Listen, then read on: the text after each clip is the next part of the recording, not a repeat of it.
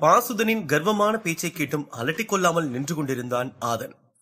பாசுதன் ஆனையாபுரி நகரத்தின் கடமன் வம்சத்தை சேர்ந்தவன். அந்த வம்சத்தை சேர்ந்தவர்கள் மூர்க்க குணம் கொண்டவர்கள், தற்காப்பு கலைகளில் சிறந்த வீரர்கள். அந்த குடும்பத்தின் இளம் 7ஆம் நிலை வாரியர்தான் பாசுதன். சிறந்த திறமைகளையும் போர்க்குணமும் கொண்ட பாசுதனுக்கு அந்த கரடியை வீழ்த்துவது கடினமாகவே இருந்திருக்கும். ஏனென்றால் அந்த கரடியை வீழ்த்துவதற்கு 8 அல்லது 9ஆம் நிலை வீரர்களால் மட்டுமே முடியும். ஆனால் அந்த ஒரு நிகழ்வை வெறும் 5ஆம் நிலையை மட்டும் எட்டிய ஆதன் செய்து முடித்திருந்தான். தான் போராடி தோற்கடித்த கரடியின் உடலில் எழுந்த மணிக்காக பாசுதனுடன் சண்டையிடுவதற்கு ஆதனும் தயாராக இருந்தான். சண்டையிட்டே தீர வேண்டும். கரடியின் ஆக்ரோஷத்தை ஒத்த சக்திகளை கொண்ட அந்த மணியை கையில் எடுக்க முன்னேறினான் பாசுதன். இப்போ நீ சண்டை போட்டே ஆகணும்னு முடிவுல இருக்கியா? நீ பண்றது கொஞ்சம் கூட சரியில்லை. இவ்வளவு தூரம் அந்த கரடி கூட சண்டை போட்டு தோற்கடிச்ச அவர்கிட்ட நீ அனாவசியமா போட்டி போடுற என்றாள் சிந்து. சிந்துவுக்கும் பாசுதனுக்கும் எந்த உறவும் கிடையாது. அவர்கள் நண்பர்கள் கூட இல்லை. மதுரா அகாடமியில் நடக்க இருக்கும் போட்டிக்கு செல்லும் வழியில் சந்தித்துக் கொண்ட இருவேறு நகரத்தை சேர்ந்தவர்கள். சிந்துவுக்கு அவனுடன் பழகிய கொஞ்ச நாட்களிலேயே அவன் முரடன் என்பதை அவள் அறிந்திருந்தாள். இருந்தும் இருவரும் ஒரே இடத்திற்கு பயணிப்பதால் இருவரும் இணைந்து தங்கள் பயணத்தை தொடர்ந்து வந்தனர். கரடியின் உடலிலிருந்து எழுந்திருக்கும் அந்த மணிக்கான போட்டியில் பாசுதனின் மூர்க்க குணத்தை சுட்டிக்காட்டும் வகையில் அவள் அவனோடு வாக்குவாதத்தில் ஈடுபட்டாள். ஆனால் பாசுதனுக்கு அவள் ஆதனுக்கு பரிந்து பேசுவது போல தெரிந்தது. நீ விலகிப்போ, உனக்கு இதுக்கும் எந்த சம்மந்தமும் கிடையாது. இங்க நான் ஒரு வீரன். என் கூட போட்டி போட்டு அந்த மணிகளை அவன் எடுத்துக்கிட்டோம். இந்த பலத்தை என்னால யாருக்கும் விட்டு தர முடியாது. இந்த பனியிழந்த காடுகளையும் மலைகளையும் நான் இவ்வளவு தூரம் கஷ்டப்பட்டு கடந்தது இந்த மணிகளை தேடித்தான். நாளைக்கு நடக்க இருக்க போட்டியில எனக்கு பெரிய உதவிகரமா இருக்க போறது இந்த பலம் வாய்ந்த மணிதான்.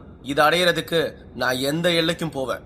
வாடா சின்ன பையா, என்ன ஜெயிச்சுட்டு இந்த மணியை எடுத்துக்கோ. அப்படி அதுல நம்பிக்கை இல்லைன்னா இங்க இருந்து ஒழுங்கா ஓடி போயிரு என்று பாசுதன் ஆதனை சண்டைக்கு அழைத்தான். ஆதன் கொஞ்சமும் பயம் இல்லாமல் அவன் எதிரே நின்று, சண்டைதான் இதுக்கு தீர்வுனா அந்த சண்டையை அதை முடிவு பண்ணட்டும். இந்த மணி யாருக்குன்னு வா. இங்கு நடக்கும் எந்த பேச்சுவார்த்தையும் சிந்துவால் தடுக்க முடியவில்லை. அதை தடுக்க முற்படவும் இல்லை. ஆனால் ஆதன் மீது இருந்த நியாயம் அவள் உணர்ந்திருந்தாள். பாசுதன் நடந்து கொள்வது அவளால் கொஞ்சம் கூட ஏற்றுக்கொள்ள முடியவில்லை. இந்த சண்டையே அதை முடிவு செய்யட்டும் என்று அவ்விடம் விட்டு நகர்ந்தாள். 7ஆம் நிலை வாரியரான பாசுதன் தன் தோள்களில் அணிந்திருந்த சுமையை இறக்கி வைத்தான்.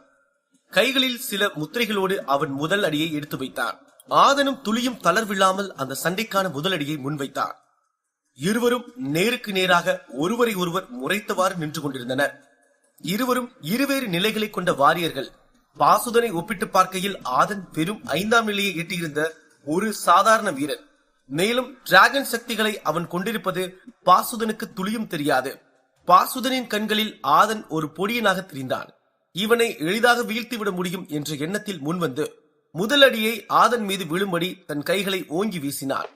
அதிகமாக பேசாமல் அமைதியாக நின்று கொண்டிருந்த ஆதன் பாசுதனின் அடியிலிருந்து தன்னை விலக்கிக் கொண்டான். அடுத்தடுத்த அடிகளில் இருந்து தன்னை விலக்கிக் கொண்டே இருந்தான். கிட்டத்தட்ட 10 முயற்சிகள் முற்றும் தோல்வியடைந்தது. ஒரு அடி கூட ஆதனின் மீது விழவில்லை. ஒவ்வொரு அடியிலும் தன்னை விலக்கிக் கொள்ள முற்பட்ட ஆதன் எதிர்த்து அவனை தாக்காமல் பாசுதனின் செயல்திறனையும் வேகத்தையும் உற்று நோக்கிக் கொண்டே இருந்தான். பாசுதனின் முறுக்கேறிய நரம்புகள் புடைத்த கைகள் ஆதனின் முகம் நோக்கி வந்து வாய்ப்பிழந்து ஏமாற்றம் அடைந்தது. ஆதனின் முதலடி சிறிதும் தவறாமல் பாசுதனின் மீது இடிபோல விழுந்தது. அந்த ஒரே அடியில் அவன் முகம் சிவந்து மூக்கின் துவாரத்தில் ரத்தம் வடிய தொடங்கியது. அந்த ரத்தத்தை தன் விரல்களால் துடைத்து கண்களால் கண்டவுடன் வெறியேறி போன பாசுதன் ஒரு பெரும் பாய்ச்சல் பாய்ந்து ஆதன் மீது விழுந்தான். அடுத்தடி ஒன்றும் தவறவில்லை. பீரங்கி தாக்குதல் போல அடுத்தடுத்து ஆதன் மீது விழுந்தது. பாசுதனின் கடைசி தாக்குதலை தாக்குப்பிடிக்க முடியாமல் 20 மீட்டர் தொலைவில் பறந்து போய் விழுந்தான். அவன் விழுந்தது அவனால் வீழ்த்தப்பட்டு அங்கு சரிந்து கிடந்த மாமிச கரடியின் மீது. சிறிய இரத்த காயங்களுடன் அந்த பிரம்மாண்ட கரடியின் மீது எழுந்து நின்றான் ஆதன். அப்படிப்பட்ட இரும்பு அனல் பறப்பது போல அவனை சுற்றி ஒரு மாயப்படலம் ஒன்று பச்சை நிற ஒளியில் கனவாய் கலைந்து கொண்டிருந்தது. அவன் முதுகில் கொண்டிருந்த வாள் பின் திசையெல்லாம் வெளிச்சம் கொண்டு வைரமாய் பிரகாசிக்க அவன் நின்ற காட்சி அனைத்து தற்காப்பு கலை நிகழ்வுகளிலும் கைதேர்ந்த தலை சிறந்த வீரன் போல அங்கு நின்று பாசுதனுக்கு காட்சியளித்தான் ஆதன். பாசுதனின் கண்கள் கூசியது. கண்களை அசைக்காமல் அதே கோபத்துடன் ஆக்ரோஷமாக ஆதனை பார்த்து அவன் உயிர் தன் கையில் என்று நினைத்துக் கொண்டிருந்தான். அப்போது பாசுதன் சற்றும் எதிர்பாராத விதமாக மின்னலாக எதிரே நின்ற ஆதன் கண்ணிமைக்கும் நேரத்தில் பாசுதனை தாக்கினான். பாசுதனுக்கு ஒரு மலை உச்சியிலிருந்து கீழே விழும்போது ஏற்படும் காயங்களுடன் பல மரங்களையும் செடிகளையும் கிழித்துக் கொண்டு தூக்கி எறியப்பட்டான். அவன் கண்களில் ஏற்பட்ட பயம் அவனது வாழ்நாளில் இப்படி ஒரு தாக்குதலை அவன் எதிர்கொண்டதே இல்லை. பயிற்சியின் போதும் போட்டிகளில் பங்கேற்ற 7ஆம் நிலை வாரியர் அவன். பல போட்டியாளர்களை சந்தித்த பாசுதனுக்கு இந்த அடி மரணடியாக இருந்தது. பலத்த காயங்களுடன் திமிரி எழுந்தான். மீண்டும் அவன் கையில் இருந்த ஆயுதம் கந்தல் துணியால் சுற்றப்பட்டிருந்தது. அது ஒரு கோடாரி. இரு பக்கமும் நின்னிய கூர்மை கொண்ட அந்த கோடாரி பல சிராய்ப்பு காயங்களுடன் மந்தமாய் மின்னும் வகையில் இருந்தது. காடுகளின் மத்தியில் பறந்து போய் விழுந்த தூரத்தில் இருந்து இருளை மையமாக கொண்டு ஒளி இல்லாமல் கோடாரியை கையில் கொண்டு நின்று கொண்டிருந்தான் பாசுதன். ஆதனும் தன் வாளை கையில் எடுத்தான். ஆயுதங்கள் முறைத்துக் கொண்ட நேரம் அது. மிகுந்த பதட்டத்துடன் சண்டை நடக்கும் இடத்திலிருந்து விலகி இருந்தாள் சிந்து. தன்னால் இந்த சண்டையை தடுக்க முடியாமல் இருப்பது மட்டுமே அவளது வருத்தம். ஆக்ரோஷமாய் நடந்து கொள்ளும் பொறுமையில்லாத பாசுதனுக்கு புரிய வைக்க இயலவில்லை. அதேபோல் ஆதனுக்கும் அவனோடு சண்டையிடுவதை தவிர வேறு வழியும் இல்லை. அவர்களது வீச்சால் இருவரின் ஆயுதமும் மோதிக்கொண்டது. அங்கு உருவான ஒரு ஒளி மின்னல் வெட்டு போல மின்னி மறைந்தது. இருவரும் நிகரான வீரத்தோடு சண்டையிட்டுக் கொண்டிருந்தனர். அங்கு பலத்திற்கும் வீரத்திற்கும் எந்த குறைபாடும் இல்லை. அந்த நிலையிலும் ஆதன் தன் டிராகன் சக்திகளை பயன்படுத்தாமல் தனது தற்காப்பு நிலைகளையும் வாளையும் மட்டும் வைத்து பாசுதனை எதிர்கொண்டிருந்தார். இருவரின் ஆக்ரோஷத்தால் கால்பட்ட இடமெல்லாம் பள்ளம்தான். அவர்களை சுற்றியிருந்த மரங்கள் எல்லாம் வேரோடு புடுங்கி சாய்ந்தன. ஒரு புழுதி புயலே அவர்களை சூழ்ந்திருந்தது. அதை வெளியிலிருந்து பார்க்கும் சிந்துவிற்கு மேகமூட்டத்தில் மின்னல் விட்டு போல கண்களில் தென்பட்டது. அவர்களின் வாழ்வீச்சால் ஏற்பட்ட ஒளி. அங்கு கிடக்கும் பனிக்கரடியின் உருவத்தை ஒத்த இரு கரடிகள் ஒன்றுக்கொன்று மோதிக்கொள்ளும் காட்சியது. அங்கு ஒரு பெரும் சண்டை நிகழ்ந்து கொண்டிருந்தது. சரிநிகரான போட்டி. பெரும் இரத்தப்போக்கால் புழுதியின் வெளியே வீசப்பட்டான் பாசுதன். அந்த புழுதியின் மையப்புள்ளியிலிருந்து விண்ணோக்கி எழுந்தான். எழுந்த வேகத்தில் புவியீர்ப்பு விசையில் வேகமாக தரையில் இறங்கினான். அவன் கையில் கொண்டிருந்த வாள் பாசுதனின் மார்பகத்தில் இறங்கி பெரிய ஒளி பிரகாசத்தை உருவாக்கியது. வாயில் ரத்தம் கசிய தன் மார்பில் ஆதனின் வாள் வாங்கி சரிந்து கிடந்தான் பாசுதன். ஆனால் அவன் தன் முகத்தில் சிரிப்பை ஆதனுக்காக மிச்சம் வைத்திருந்தான். அவன் சிறந்த வீரன், ஆதனுக்கு நிகரான போட்டியாளன். அவன் தன் வீரத்திற்கும் மரணத்திற்கும் மரியாதை செலுத்தும் வகையில் புன்னகித்துக் கொண்டிருந்தான். நெஞ்சை பிளந்த வாள் மண்ணில் புதைந்ததால் நகர முடியாமல் கிடந்தான் பாசுதன். தன் வாளை அவன் உடலில் இருந்து எடுக்காமல் அங்கிருந்து நகர்ந்து அந்த கரடியின் மணியை நோக்கி நகர்ந்தான். அந்த மணி பிரகாசம் குறையாமல் அதே இடத்தில் மின்னிக் கொண்டிருந்தது. அதன் ஒரு தோளால் செய்யப்பட்ட ஓலையும் சுருண்டு கிடந்தது. ஆதனின் விரல்கள் அந்த மணியை தீண்டும் முன்பு அவன் பின்னிருந்து ஒரு குரல் எழுந்தது. நெல்லு, இது உன் வெற்றி நினைச்சுக்காத. இந்த போட்டி இன்னும் முடியல. என் அண்ணன் வருவான். ஒரு படையோட உன்னை வச்சு செய்வான். தயாராயிரு என்றான் பாசுதன். சின்ன அசட்டு புன்னகையுடன் அந்த மணியை கையில் எடுத்தான். மணிகள் தன் ஒளியை சுருக்கிக் கொண்டது. அந்த ஓலையையும் அவன் கையில் எடுத்துக் கொண்டான். திரும்பி எதிர் திசையை நோக்கி நடந்தான். அங்கு சரிந்து கிடந்தான் பாசுதன். அவன் உடலில் இருந்து வாளை பிடுங்கி எடுத்தான் ஆதன். அத்தோடு அவன் உயிர் பிரிந்தது. இந்த போட்டியின் முற்றுப்புள்ளி இதுவல்ல. இதன் தொடர்ச்சி இனி இருக்கும். சிந்து இங்கு நடந்த காட்சியை பார்த்து மிரண்டு பதுங்கி இருந்த இடத்திலிருந்து வெளியேறினாள். ஆதன் தன் வாளை கையில் சுற்றியிருந்த கயிறுகளில் தேய்த்து அந்த இரத்தக்கரையை சுத்தம் செய்து கொண்டிருந்தான். அவன் அருகில் வந்தால் சிந்து. என்னாச்சு அவனுக்கு? இந்த போட்டியோட முடிவு இதுதானா? இனிமே நம்ம கூட அவன் பயணத்தை தொடர முடியாதுல்ல? அவனோட பயணம் இந்த இடத்திலேயே முடிஞ்சிருச்சு. பலன், நம்ம என்ன செய்யறோமோ அதோட பலன் நமக்காக கண்டிப்பா கிடைக்கும். நிதானம் இல்லாத இந்த வீண் போட்டிக்கு உயிரை கொடுத்துட்டான். இதுக்கு நான் பொறுப்பாக முடியாது. சிந்து அவன் அருகில் அமர்ந்து அவனுக்கு இறுதி அஞ்சலி செலுத்தும் வகையில் கண்மூடி கலங்கி இருந்தாள். பின் எழுந்து ஆதனிடம், நான் இங்க இருந்து போகணும். நாளைக்கு நடக்க போற போட்டியில நான் கலந்துக்கணும். எந்த ஒரு காரணமும் என்னை தடுத்துடக்கூடாது. நான் போறேன். அதான் எனக்கு முக்கியம். இவன மாதிரி ஆட்களால என் பயணமும் தடப்படாது. நானும் அந்த அகாடமிக்கு போகணும். நீங்க தனியா போக வேணாம். நான் உங்களுக்கு துணையா வர்றேன். இந்த சண்டை என் விருப்பத்தோடு நடக்கல. பயப்படாதீங்க. என்னால உங்களுக்கு எந்த ஆபத்தும் வராது. நம்பிக்கை இருந்தா என் கூட வாங்க என்று கூறி அகாடமியை நோக்கிய திசையில் நடக்க தொடங்கினான். ஆதன் சிறிது தூரம் போகும் வரையில் அதே இடத்தில் நின்று இருந்த சிந்து இறந்து கிடந்த பாசுதனையும் அந்த பெருங்கரடியும் பார்த்து அந்த இடத்திலிருந்து ஆதன் நடக்கும் திசை நோக்கி பயணிக்க தொடர்ந்தாள். வானம் இருள் சூழ தொடங்கியது. சூரியன் மறைந்து அந்த இருள் நிறைந்த அவர்களின் பயணம், மலைவழி பயணம் மிகவும் ஆபத்தாக பல பனிப்பாறைகளை கடந்து பயணிக்க வேண்டியிருந்தது. இங்கு நடக்கும் பனி சறுக்கல்களில் சிக்கினால் உயிர் பிழைப்பது மிக கடினமான ஒன்று. மிக கவனமாக முன்னேறி கொண்டிருந்தனர். சிந்து ஆதனை பின்தொடர்ந்து வந்து கொண்டிருந்தாலும் சற்று இடைவெளி விட்டே ஆதனுடன் பயணித்தாள். சிந்து யாரை நம்புவது, என்ன நடக்கிறது என்று தெரியாமல் தனிமையில் பயணத்தை மேற்கொள்ள நினைத்தாள். அதனால் சற்று இடைவெளி விட்டு ஆதனை பின்தொடர்ந்து வந்தாள். ஆதன் முன்னே சென்று கொண்டிருந்த போது அவன் முதுகில் இருந்த வாளின் பிரகாசத்தால் அவள் அடியை நிதானமாக எடுத்து வைத்து முன்னேறி கொண்டிருந்தாள். சட்டென்று அவர்களுக்கு ஏதோ ஒரு சத்தம் கேட்டது. அது பனிச்சரிவின் சத்தம். அவர்கள் நின்றிருந்த இடத்திலேயே ஆடாமல் அசையாமல் நின்று கொண்டிருந்தனர். பனியின் வெடிப்பு விரிசல்கள் எந்த பனிப்பாறையின் மீது விழுகிறதோ அந்த பாறை இங்கு உருளப் போகிறது. சிந்து ஆதனை பார்த்தாள். ஆதன் அவளிடம் இருந்து சுமார் 20 மீட்டர் தொலைவில் இருந்ததால் அந்த தொலைவை கடக்க அவள் ஒரு எட்டு வைக்க, ஆதன் வேண்ட நகராத என்று கத்தினாள். அவள் அடுத்தடியை எடுத்து வைத்து விட்டால் அவள் கால் அருகில் இருந்த மிகப்பெரிய பனிப்பாறை விரிசல் விடத் தொடங்கும். அந்த பனிப்பாறை சரிய போகிறது என்று தெரிந்தவுடன் ஆதன் நின்று கொண்டிருந்த இடத்திலிருந்து பாய்ந்தார். சிந்து அந்த மலைச்சறுக்களில் சிக்கி சரிய தொடங்கினாள். ஆதன் அவள் கைப்பிடித்து கீழே விழுந்து அங்கு இருந்த பனிப்பாறையின் விளிம்புகளில் கைபதித்துக் கொண்டு குகை போன்ற அமைப்புக்குள் நுழைந்து கொண்டான். வெகு நேரமாக பனிச்சறுக்கு நிகழ்ந்து அந்த பாறை முகடுகள் இயற்கையாகவே குகை போன்று அமைந்திருந்ததால் உயிர் பிழைத்தார். அதன் மறுமுனை வழியாக அடுத்த பாதையை தேர்வு செய்து நடக்க தொடங்கலாம். பனிச்சரிவு நடந்து முடிந்தது. அவர்கள் அந்த குகைக்குள் ஆளுக்கு ஒரு பக்கம் அமர்ந்திருந்தனர். அபாயம் முடிந்த நிலையில் குகை விட்டு வெளியேறி இரவில் நடந்து முன்னேறி சென்று கொண்டிருந்தனர். பனிப்பொழிவு அதிகமாக இருந்தது. சிந்து பதட்டத்தில் பனியின் தன் காலை எட்டு வைக்க முடியாமல் களைப்படைந்து போனாள். அவர்களுக்கு முன்னே ஒரு பெரிய மரம் ஒன்று பாதையை மறைத்து விழுந்திருந்தது. இதற்கு மேல் பயணத்தை தொடர முடியாது என்ற நிலையில் அவர்கள் அந்த மரத்தின் மீது பனிப்பொழிவிலிருந்து மறைந்து அமர்ந்து கொண்டனர். சிந்து குளிரில் நடுங்கிக் கொண்டிருந்ததால் மேலும் அவள் தனிமையில் ஆதனுடன் இந்த இரவை கழிப்பதை எண்ணி கொஞ்சம் பதட்டத்துடனும் இருந்தாள். ஆதன் அந்த மரப்பொந்திலிருந்து வெளியேறி சில மரக்கிளைகளையும் சருகுகளையும் எடுத்துக்கொண்டு வந்தான். அவன் அருகில் கற்களை அடுக்கி தீ மூட்ட ஏற்பாடு செய்தான். சருகுகளை வைத்து வாளையும் பாறைகளையும் உரசி தீ மூட்டினான். தீ பற்றி கொண்டது. அந்த ஒளியால் அந்த மரக்குகை ஒரு குட்டி மரவீடு போல இருந்தது. அந்த நெருப்பின் மீது தன் கைகளை இதப்படுத்தி தன் முகத்தில் வைத்துக் கொண்டாள் சிந்து. அப்போது மிகுந்த கதகதப்பாக இருந்தது. அவளுக்கு இப்படிப்பட்ட பனிப்பொழிவில் குளிரால் இறந்தவர்கள் பலர்.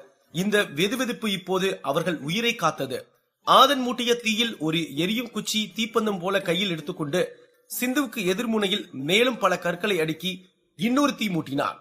அவன் சிந்துவின் அருகில் இருந்து தன் குளிரை போக்கிக் கொள்ளாமல் அவள் பயத்தை உணர்ந்து சற்று இடைவெளியை பின்பற்றினான். அந்த நெருப்பின் அருகில் அமர்ந்து தன் உடலை வெப்பப்படுத்திக் கொண்டு சற்று தலை சாய்ந்து படுத்து ஓய்வெடுத்தான். சிந்து ஆதனின் செயலை பார்த்து பயத்திலிருந்து விடுபட்டு சற்று ஓய்வெடுத்தாள். அந்த இரவு மரக்குகையில் கழிந்தது. அவர்கள் கடக்க வேண்டிய தூரம் இன்னும் இருக்கிறது.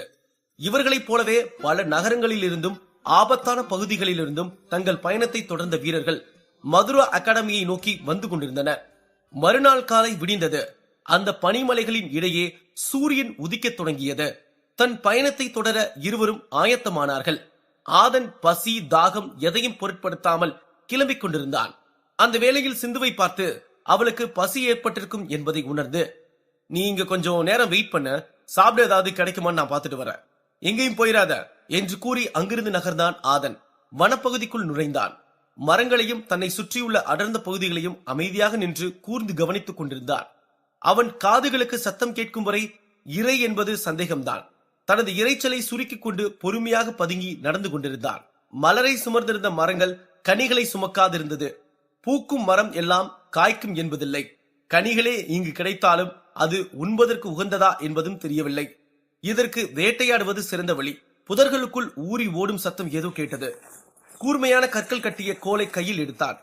புதருக்குள் இருந்து என்ன வெளியேறும் என்று தெரியாமல், ஆனால் இறை ஒன்று இருக்கிறது என்று மட்டும் தெளிவாக இருந்தது. கண்ணிமைக்கும் வேளையில் நுனிப்புள் மேயும் முயல் ஒன்று ஓடுவதைக் கண்டு தன் கையில் இருந்த கோலை பூமராங் போல பயன்படுத்தி அந்த முயலின் ஓட்டத்தை நிறுத்தினான்.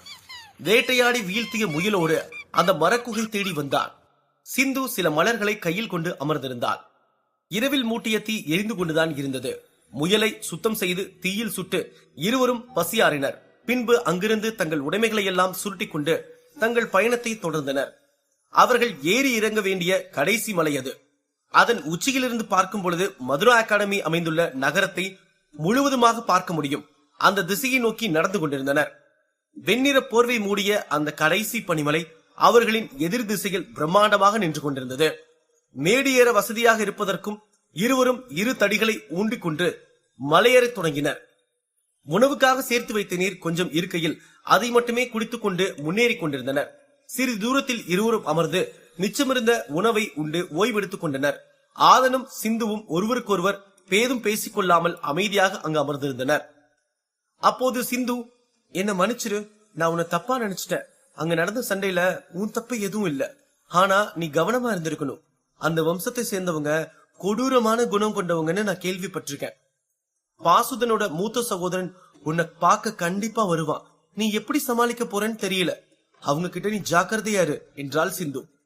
எனக்கு புரியுது, நான் தயாரா தான் இருக்கேன் என்று இருவரியில் பதிலளித்தான் ஆதன். உன்னை பத்தி வேற எதுவுமே நீ சொல்லலையே, அதாவது அறிமுகப்படுத்திக்கலையேன்னு கேட்ட. ஆதன், தென்பாலி நகரத்திலிருந்து வர்ற. என் பெயர் ஆதன். சொல்றதுக்கு வேற எதுவும் இல்ல. நம்ம இங்க இருந்து கிளம்பலாம். இந்த இரவுக்குள்ள நம்ம அந்த நகரத்துக்கு போற மாதிரி இருக்கும். இந்த மலையை கடந்துட்டா அதுக்கப்புறம் இறக்கம் தான். நம்ம அந்த நகரத்துக்கு போயிடலாம் என்று அமர்ந்திருந்த இடம் விட்டு எழுந்தான் ஆதன். சரி என்று தலையசைத்தாள் சிந்து. இலைப்பாரிய இடம் விட்டு இருவரும் மலை உச்சியை நோக்கி நகர ஆரம்பித்தனர். பனிப்பொழிவு அதிகரிக்க ஆரம்பித்தது. கையில் இருந்த குச்சியை ஆழமாக ஊன்றி மலை உச்சியை வந்தடைந்தனர். ஒருபுறம் சூரியன் மறைய தொடங்கியது. அதன் எதிர் திசையில் இருள் சூழ ஆரம்பித்தது. இருள் படர்ந்த திசையில் தெரிந்தது மதுரா நகரத்தின் வெளிச்சம். ஒரு ரம்மியமான காட்சி அது. மலையின் உச்சியிலிருந்து பார்க்கும் போது மதுரா அகாடமியின் மைதானத்தை முழுமையாக பார்க்க முடிந்தது. சிந்து உற்சாகத்தில் திளைத்திருந்தாள். ஆதன் மனதில் தன்னை நிரூபிக்க வேண்டிய களம் இதுதான் என்று நினைத்துக் கொண்டிருந்தார்.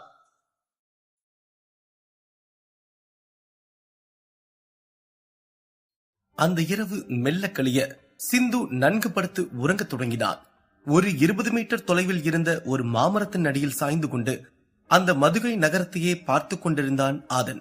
தான் வந்தது, வாழ்வது, போவது என்று அனைத்தையும் யோசித்துக் கொண்டு சோகத்தின் விளிம்பில் கண்களிலிருந்து சொட்டிய கண்ணீரை பழிவாங்கும் உணர்வின் மேலோங்கிய உந்துதலால் தன்னை வலுப்படுத்திக் கொண்டு கண்ணீரை விரல்களால் துடைத்தான். யாருக்குத்தான் சோகம் இருக்காது?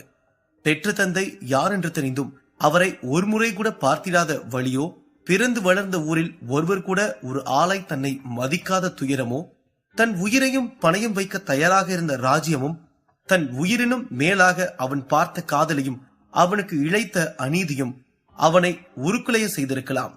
இவனுள் உலர்ந்து கிடக்கும் சோகம் இவனின் தூக்கத்தை திருடியது. நரிகள் ஊழுகிட்டன. அந்த சத்தத்தின் பயத்தில் திடீரென்று திடுக்கிட்டு எழுந்த சிந்து தான் ஒரு கெட்ட கனவு கண்டதை உணர்ந்தாள். சிந்து அதிர்ந்து எழுந்தது ஆதனின் கவனத்தை ஈர்த்தது. இவ்வளவு நேரம் சோகத்தில் ஆழ்ந்து தன்னை மறந்து உட்கார்ந்திருந்த ஆதன் திடீரென்று நிஜத்திற்கு விழித்தான். என்னாச்சு என்று ஒரு மெல்லிய குரலில் சிந்துவை பார்த்து ஆதன் கேட்டான். கெட்ட கனவு என்று நடுங்கிய குரலில் சிந்து அவனுக்கு பதிலளித்தாள்.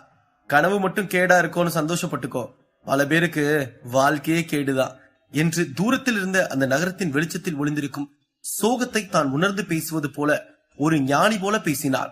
அதெல்லாம் இருக்கட்டும், நீயே இன்னும் தூங்கல என்று அவன் கூறிய கூற்றை துச்சமன மதித்து மறுகேள்வி கேட்டாள் சிந்து. எங்க ஊர்ல இரவு நேரத்துல வாசல் வாசலா வந்து சாப்பாடு வச்சுட்டு போவாங்க. சாப்பாட்டுக்கு வழி இல்லாதவங்க நடுராத்திரியில பசி எடுக்கும் போது அதை எடுத்து சாப்பிடுவோம். அந்த சாப்பாடு வைக்கிறது காத்தவராயன் அப்படிங்கிற ஒரு பேயின்னு பேசிப்பாங்க. ஆனா இந்த காத்தவராயனை யாரும் இது வரைக்கும் பார்த்ததே இல்லை. அந்த காத்தவராயனும் எல்லாருக்கும் சாப்பாடு வைக்க மாட்டான். நான் நடுராத்திரில வெளியே வந்து எனக்கு சாப்பாடு கொடுத்ததுக்கு காத்தவராயன் கிட்ட நன்றி சொல்லுவேன். ஆனா அவ்வளவு கெஞ்சி கேட்டும் நான் அவனை ஒரு தடவை கூட பார்த்ததில்ல. அவனை நினைச்சுதான் உட்கார்ந்துகிட்டு இருக்க என்று பிதற்றல் மொழியில் ஏதோ உளறினான் ஆதன். நானும் தென்பாலி நகரத்துக்கு வந்திருக்கேன். இன்னும் சொல்ல போனா உங்க நகரத்துல எனக்கு நிறைய நண்பர்கள் இருக்காங்க. ஆனா ஒருத்தர் கூட இந்த மாதிரி ஒருத்தனை என்கிட்ட சொன்னதே இல்ல. எனக்கு என்னமோ உன் மேல பிரியப்பட்ட யாரோதான் அந்த சாப்பாடை வச்சுட்டு போயிருப்பாங்க அப்படின்னு தோணுது என்று அந்த பிதற்றல் மொழியில் வந்த உளறல்களுக்கு மறுமொழி கொடுத்தாள் சிந்து. இருக்கலாம், அவங்களுக்கு என் மேல காதல் கூட இருந்திருக்கலாம். மறுபடியும் அந்த சாப்பாடு சாப்பிடணும்னு ஆசையா இருக்கு. ஆனா காத்தவராயன் என்கிட்ட ஒரு முறை கூட மூஞ்சி காட்டல. அது ரொம்ப வலிக்குது என்று சம்பந்தமே இல்லாமல் மீண்டும் உளறினான். நீ பேசுறது ஒண்ணு கூட எனக்கு புரியல. நானே அரை தூக்கத்துல இருக்கேன். இப்படி தூங்காமலே இருந்தா கண்டிப்பா நம்மளால முழு சக்தியோட அகாடமில நாளைக்கு போய் சேர்ந்து அங்க இருக்க போட்டியாளர்கள் கூட போட்டி போட்டு ஜெயிக்க முடியாது. ஒரு நல்ல நண்பனா உன்கிட்ட கேக்குற, தயவு செஞ்சு வந்து படுத்து தூங்கு. கண்டதை யோசிச்சு உடம்பு கெடுத்துக்காத என்று அக்கறையுடன் சிந்து பேசிவிட்டு ஒரு பக்கமாக படுத்து உறங்கினார். சிந்து அப்படி சொன்னது ஏனோ அவனுக்கு யாழினியின் ஞாபகத்தை கொண்டு வந்தது. யார் எப்படி என்றாலும் ராஜ குடும்பத்தில் யாழினி மட்டும் அவனை கீழ்த்தரமாக நடத்தியதே இல்லை. யாழினி சற்று கர்வம் கொண்ட அழகி. ஆனால் அவள் அதிகம் நடைமுறை அறிவை பெற்றிராத ஒருத்தி. அவளின் உயிரை பணயமாக வைத்து அங்கிருந்து தப்பித்து வந்தது ஆதனுக்கு சற்று வேதனையாக இருந்தது. இப்படி கண்டதை யோசித்து அந்த இரவை கழித்து விடலாம் என்று அவன் நம்பினான். ஆனால் மறுபுறம் அவன் பழிவாங்க வேண்டும் என்ற உணர்வு அவனை உறக்கத்திற்கு தயார் செய்தது. ஒரு பெரிய கொட்டாவி விட்டு அப்படியே மரத்தின் மீது தூங்கிவிட்டான். அந்த இரவு அப்படியே கழிந்தது. விடியல் வந்தது. இரவு வெகு நேரம் உறங்காமல் இருந்ததன் விளைவாக அவனுக்கு முன் சிந்து எழுந்து வேட்டையாட சென்றிருந்தார். இது தெரியாமல் அவன் விழித்தவுடன் சிந்து இல்லாததை கண்டு தன்னை விட்டுவிட்டு அகாடமிக்கு சென்று விட்டாள் என்று ஆதன் சற்று பதறி போனான். எழுந்து வேக வேகமாக தன் வாள் மற்றும் மற்ற பொருட்களை எடுத்துக்கொண்டு அங்கிருந்து கிளம்ப நினைத்தான். ஆனால் அதற்குள் சிந்து ஒரு காட்டுப்பன்றியை வேட்டையாடி அதை தூக்கி கொண்டு அங்கே வந்தார். இப்பதான் எந்திரிச்சியா என்று சிந்து ஆதனை பார்த்து கேலி செய்து சிரித்தாள். ஆதன் ஒன்றும் சொல்லாமல் அப்படியே பார்த்தான். இதுக்குதான் சொன்ன சீக்கிரம் தூங்க அப்படின்னு என்று மேலும் சொல்லி சிரித்தாள். நீ எப்படி வேட்டையாடிட்டு வந்த, அதுவும் இவ்ளோ பெரிய காட்டு பண்ணியா என்று சந்தேக துணியில் ஆதன் கேட்டான். என்ன ஆதன், தென்பாலி நகரத்திலிருந்து வர்றேன்னு சொல்றீங்க, ஆனா ஒரு பொண்ணு இவ்ளோ பெரிய பன்றியை வேட்டையாடிட்டு வர்றதை பார்த்து ஆச்சரியப்பட்டு உட்கார்ந்துட்டு இருக்கீங்க என்று திமிராக கேட்டாள் சிந்து. இல்ல, நான் அப்படி கேட்கல, நீங்க ஏன் இவ்வளவு கஷ்டப்படுறீங்கன்னு தான் கேட்க வந்தேன். ஆனா என்று ஏதோ சொல்லி சமாளிக்க முற்பட்டான். இதுல என்ன சிரமம் இருக்கு, எனக்கு பசிக்குது, உங்களுக்கும் கண்டிப்பா பசிக்கும். அது போக எனக்கும் காலையில எழுந்த உடனே ஏதாச்சும் வேட்டையாடி பலத்தை பரிசோதிக்கணும் அப்படின்னு தோணுச்சு. இந்த நேரத்துல எனக்கு வேற எதுவும் கண்ணில் படல, இந்த காட்டு பன்றி தான் கண்ணில் பட்டுச்சு. அதான் வாழு அம்பு பசங்களுக்கு மட்டும்தானா, ஏன் பொண்ணுங்களுக்கு இல்லையா, எங்களால முடியாதுன்னு நினைக்கிறீங்களா என்று ஒரு சிறு உரையை கொடுத்தார். ஆனால் சிந்துவின் பேச்சு ஆதனின் காதுகளுக்கு முழுவதும் சென்று விடவில்லை. ஏனென்றால் அவனும் அரை தூக்கத்தில் தான் இருந்தான். இல்ல அப்படி இல்ல, நான் என்ன சொல்ல வந்தேனா என்று ஆதன் பேச முற்பட, சரி போய் ஃப்ரெஷ் ஆயிட்டு வாங்க, சாப்பிட்டு கிளம்புவோம், சாயங்காலத்துக்குள்ள அங்கு போய் சேரணும்ல என்று சொன்னாள் சிந்து. ஆதனும் எழுந்து அருகிலிருந்த ஆற்றை நோக்கி நடந்து சென்றான். ஆற்றை பார்த்தவுடன் ஒரு சிறிய குளியலை போட்டு விடுவோம் என்று ஆதனுக்கு ஒரு அல்ப ஆசை தோன்றியது. தன் பொருட்கள் அனைத்தையும் ஒரு மரத்தின் கீழ் வைத்துவிட்டு குளிப்பதற்கு சென்றான் ஆதன். அங்கு யாரும் வரமாட்டார்கள் என்று நம்பி அந்த இடத்தில் தன் பொருட்களை வைத்துவிட்டு தண்ணீருக்குள் மீனை போல பாய்ந்தான் ஆதன். ஆனால் முந்தின நாள் இரவு இருந்தே யாரோ ஒருவன் இவர்களை பின்தொடர்ந்தான். அவன் வருவதை ஆதன் அறியவில்லை. அவ்வளவு பெரிய தந்திரமிக்க திருட்டுக்காரன் ஷாடோ சோமன். சோமன் இளவயது மிக்க வாலிபன். விலையுயர்ந்த பொருட்கள் மீதும் மின்னும் ஆபரணங்கள் மீதும் அரிய பொருட்கள் மீதும் அதிக ஈடுபாடு உள்ளவன். திருடுவதில் தன் நிழலையே ஏமாற்றும் கெட்டிக்காரன். திருடிய பொருட்களை நூதனமாக விற்று இயல்பானவர்களைப் போல மக்களோடு மக்களாக வாழும் சோமன் தன்னை தற்காத்துக் கொள்ள பல தந்திரங்களையும் வேஷங்களையும் பயன்படுத்துவான். ஒருவனை பின்தொடரும் போது அவர்களின் நிழலை போல பின்தொடர்வான் சோமன். இல்லை, ஷாடோ சோமன். ஆதன் ஆற்றில் மூழ்கி எழுவதை மரத்தின் பின்னின்று பார்த்துக் கொண்டிருந்தான். சிறு கண்ணிமைக்கும் நேரத்தில் ஆதனின் வாள் முதற்கொண்டு அனைத்தையும் திருடிக் கொண்டு ஓடிவிட்டான் ஷாடோ சோமன். இதை கவனித்த ஆதன் சட்டென்று கரைக்கு வந்து உடம்பில் உடைகள் கூட இல்லாமல் சோமனை துரத்த தொடங்கினான். சோமன் அவனை பின்தொடர்வதை பார்த்துவிட்டு தன் கையில் இருந்த துணிகளை தூக்கி ஆதனின் முகத்தில் வீசினான். ஆதன் சற்று தடுமாறி முகத்தில் இருந்த துணியை எடுப்பதற்குள் அங்கிருந்து அவன் மாயமாக மறைந்து விட்டான். அவன் எந்த திசையில் ஓடியிருப்பான் என்று தெரியாமல் சுற்றி முற்றி பார்த்த ஆதன் ஒன்றும் புரியாமல் ஆறு இருக்கும் பக்கத்திற்கே மீண்டும் சென்று உட்கார்ந்து விட்டான். ஏன் எனக்கு மட்டும் எதுவுமே சரியா நடக்க மாட்டுது, என்னோட கடைசி நம்பிக்கையா இருந்தது அந்த வாள் மட்டும்தான், அதுவும் இப்ப என் கூட இல்ல, ஏன் இப்படி எனக்கு நடந்துகிட்டு இருக்கு, நான் யாருக்கு என்ன கெடுதலும் செய்யல என்று புலம்பிக் கொண்டு மரத்தில் ஓங்கி குத்திக் கொண்டிருந்தான் ஆதன். இதை தூரத்திலிருந்து பார்த்த ஷாடோ சோமன் ஆதனின் வாளை மட்டும் தூக்கி எறிந்துவிட்டு காணாமல் போய்விடுகிறார். அந்த வாளின் வலிமை கீழே விழும்போது பெரும் சத்தத்தை ஏற்படுத்தியது. சத்தம் வந்த திசையை நோக்கி ஆதன் ஓடி சென்று பார்த்தான். அங்கு அவன் வாள் வீரத்துடன் மண்ணில் சொருகியிருப்பதை பார்த்து நெகிழ்ச்சியின் உச்சத்திற்கே சென்றான் ஆதன். இருப்பினும் அவனது மற்ற பொருட்கள் காணாமல் போனதை நினைத்து சற்று வருத்தப்பட்டான் ஆதன். சோமன் தூக்கி எறிந்த துணியை எடுத்து உடுத்திக் கொண்டு அந்த வாளை மட்டும் தூக்கி கொண்டு சிந்துவை காண சென்றான். அவன் போகும் வழியில் அருமையான காட்டுப்பன்றி வறுவல் வாசம் அவன் மூக்கை துளைத்தது. அந்த வாசத்தை மையமாக வைத்துக் கொண்டே அவன் நடந்து சென்றான். ஒரு வழியாக அவர்கள் தங்கியிருந்த இடத்திற்கு வந்து விட்டான். என்ன ஆதன், ஏன் சோகமா வர்ற என்று சிந்து அவனை பார்த்து கேட்டார். ஆதனும் நடந்ததை அவளிடம் கூறினான். என்ன சொல்ற ஆதன்? இங்க நம்மள தவிர வேற யாரும் இல்லன்னு நினைச்சா? அப்படி ஒருத்தர் இருந்தா கண்டிப்பா உங்களுக்கு அப்படி ஒருத்தவங்க இருந்தா கண்டிப்பா அவங்க அகாடமி சம்பந்தப்பட்டவங்களா தான் இருப்பாங்க. நீ கவலைப்படாத, கண்டுபிடிச்சிடலாம். வா, வந்து சூடா சாப்பிடு. பெருமைக்காக சொல்லல, ஆனா இது வேற லெவல்ல இருக்கு. இத சாப்பிட்டா கண்டிப்பா லெவல் 5 வீரன் கூட லெவல் 10க்கு போயிருவான் என்று அந்த பன்றிக்கரியின் அற்புதத்தை ஆதனிடம் விலக்கிக் கொண்டிருந்தாள் சிந்து. இருவரும் உண்டு அங்கிருந்து நகரத் தொடங்கினார்கள். ஆமா, உன்கிட்ட திருடினவனை அடையாளம் காட்ட முடியுமா உன்னால என்று சிந்து திடீரென்று கேட்டாள். பெருசா எதுவும் அடையாளம் இல்ல, ஆனா அவனோட கையில பெரிய தழும்பு இருந்துச்சு. மத்தபடி முகத்தை மூடிக்கிட்டு தான் வந்திருந்தான். அதனால முகத்தை கூட பாக்கல நானு என்றான் ஆதன். நூதன திருட்டு பையனா இருப்பான் போல. சரி, என்னெல்லாம் திருடிட்டு போனா என்று கேட்டாள் சிந்து. எல்லாத்தையும் எடுத்துட்டு போயிட்டான். ஆனா திடீர்னு என்ன நினைச்சான்னு தெரியல, என்னோட வாளை மட்டும் தூக்கி போட்டுட்டு போயிட்டான். மத்தது போனா கூட பரவாயில்ல, என்னோட குறிப்பு புத்தகம் அவன்கிட்ட இருக்கு. அது மட்டும் கிடைச்சிருச்சுன்னா மத்த விஷயம் எல்லாம் போனா போகட்டும் என்று ஆதன் சொன்னான். அது எப்படி மத்த விஷயம் போனா போகட்டும்னு சொல்லுவ? அவ்வளவு கஷ்டப்பட்டு உயிரை பணையம் வச்சு அந்த கரடியை தோக்கடிச்சிருக்க. அது போக நம்ம கூடவே சுத்திக்கிட்டு இருந்தவனையும் அந்த மணிக்காக கொண்டிருக்க. அதெல்லாம் அவ்வளவு ஈஸியா விட்டுருவியா? கண்டிப்பா அவனை பிடிக்கிறோம், பிடிச்சு அவன் கிட்ட இருந்து எல்லாத்தையும் எடுக்கிறோம் என்றாள் சிந்து. அப்போது எதேச்சையாக அங்கு சிறிது தூரத்தில் வந்த ஒரு மூதாட்டி ஆதனை பார்த்து திகைத்து அங்கேயே நின்றாள். ஆதனுக்கும் சிந்துவுக்கும் ஏன் இவ்வாறு அந்த கிழவி நிற்கிறாள் என்று புரியவில்லை. என்னம்மா அப்படி பாக்குறீங்க, என்ன வேணும் என்று சிந்து கேட்டாள். நீ என்று அந்த ஆள்காட்டி விரலை ஆதனை நோக்கி காட்டி ஏதோ சொல்ல வருவது போல அந்த கிழவி பார்த்தாள். அட, என்ன விஷயம் சொல்லிட்டு சீக்கிரம் கிளம்புங்க, எங்களுக்கு 1008 வேலை இருக்கு என்று சிந்து சொன்னாள். அப்போது திடீரென்று ஷாடோ சோமன் கிழவியை தட்டிவிட்டு கிழவியிடம் இருந்த சுருக்கு பையை எடுத்துக்கொண்டு ஓடினான். ஹேய் சிந்து, அவன்தான், சிந்து அவனேதான் என்று பதறினான் ஆதன். என்னடா மசமசன் நின்னுகிட்டு இருக்க, போய் பிடிடா அவனை என்று கத்தினாள் சிந்து. அவன் சோமனை துரத்தினான். ஆனால் சோமன் தன் தந்திரத்தை பயன்படுத்தி மரங்களுக்கு இடையில் மறைந்து கொண்டான். அப்போது அவன் எப்படி மாயமானான் என்று ஆச்சரியத்தில் திகைத்து போனான். ஆதன் சற்று யோசித்துவிட்டு தன் இரு கண்களையும் மூடி தன் மூச்சை நன்கு உள்வாங்கிக் கொண்டு தன் காதுகளை உன்னிப்பாக பயன்படுத்தினான். அந்த அமைதியான காற்றுக்குள் இலைதலைகளின் மெல்லிய சத்தத்துக்கு இடையில் சோமனின் இதயம் துடிக்கும் சத்தமும் மூச்சுவிடு சத்தமும் நன்றாக கேட்டது. அதை வைத்து ஆதன் சோமன் எங்கு இருக்கிறான் என்று கண்டுகொள்கிறான். ஆதனின் புத்திசாலித்தனத்தை கண்டு சோமன் பதட்டத்தில் தான் ஒளிந்திருந்த இடத்தை விட்டு ஓட ஆரம்பிக்கிறான். ஆதனும் அவனை பின்தொடர்ந்து ஓடி சென்று அவனை பிடித்து அவன் மீது ஏறி உருண்டு புரண்டு அவன் முகத்தில் குத்துகளை பல கொடுத்தான். சிறிய கலவரம் நிகழ்த்திய பின் ஷாடோ சோமனை பிடித்து விட்டான். ஏய் உன்ன என்று ஆதன் திரும்பவும் கையை ஓங்க, சரி சரி விடு என்று இருவரும் பெருமூச்சு விட்டுக் கொண்டனர். என்கிட்டயே திருடுறியா நீ? அவ்வளவு தெரியுமா உனக்கு? நீ என்கிட்ட இருந்து திருடினது எவ்வளவு முக்கியமான விஷயம் தெரியுமா? திருட்டு பயல என்று சொல்லி சொல்லி அடித்தான் ஆதன். பின்னாடியே ஓடி வந்தாள் சிந்து. அவனை அடிச்சது போதும், பொருளை வாங்க கிளம்புவோம், நமக்கு அடுத்தடுத்து வேலை இருக்கு என்று சொன்னாள் சிந்து. அப்படியே எல்லாரும் விட்டுட்டு போய் தான் இவன் இந்த அளவுக்கு வளர்ந்திருக்கான், இவனை உயிரோடவே விடக்கூடாது என்றான் ஆதன். என்னது, கொல்ல போறீங்களா? அட பாவி, ஏங்க நான் தெரியாம பண்ணிட்டேன், இப்பதாங்க ஃபர்ஸ்டா திருடுறேன், இனிமே திருடவே மாட்டேன், உயிரோட விட்டுருங்க, என்ன கொல்லலாம் செஞ்சிடாதீங்க என்று சோமன் ஆதனிடம் தன்னை ஒரு அப்பாவி போல காட்டுக்கொள்கிறான்.